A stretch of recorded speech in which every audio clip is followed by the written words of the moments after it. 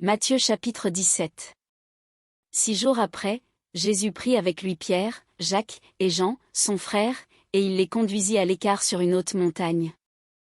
Il fut transfiguré devant eux, son visage resplendit comme le soleil, et ses vêtements devinrent blancs comme la lumière. Et voici, Moïse et Élie leur apparurent, s'entretenant avec lui.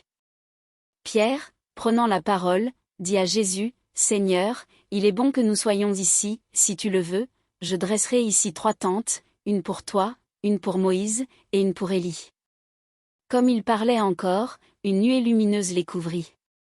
Et voici, une voix fit entendre de la nuée ces paroles, « Celui-ci est mon Fils bien-aimé, en qui j'ai mis toute mon affection, écoutez-le. » Lorsqu'ils entendirent cette voix, les disciples tombèrent sur leurs faces, et furent saisis d'une grande frayeur.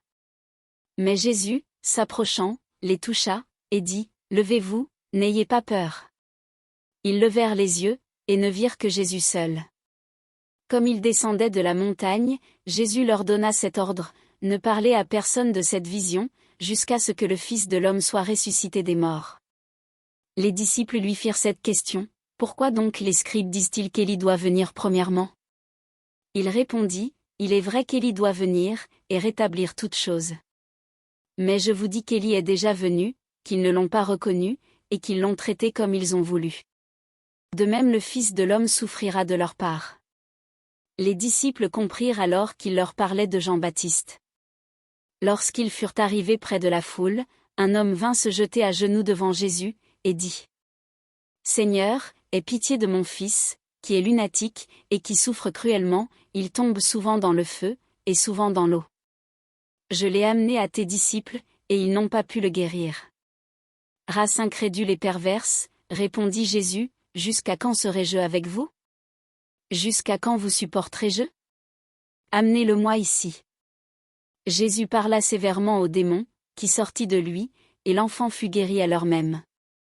Alors les disciples s'approchèrent de Jésus, et lui dirent en particulier, « Pourquoi n'avons-nous pu chasser ce démon? » « C'est à cause de votre incrédulité, » leur dit Jésus.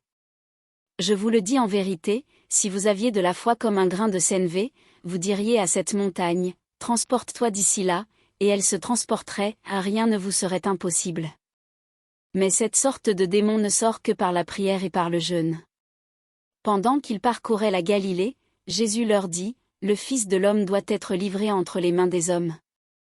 Ils le feront mourir, et le 3e jour il ressuscitera. » Ils furent profondément attristés.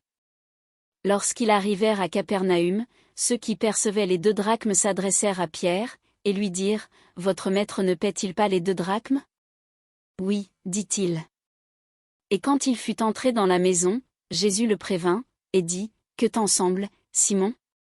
Les rois de la terre, de qui perçoivent-ils des tributs ou des impôts? De leurs fils, ou des étrangers? » Il lui dit, « Des étrangers. » Et Jésus lui répondit, « Les fils en sont donc exempts. Mais, pour ne pas les scandaliser, va à la mer, jette l'hameçon, et tire le premier poisson qui viendra, ouvre-lui la bouche, et tu trouveras un statère. Prends-le, et donne-le leur pour moi et pour toi. »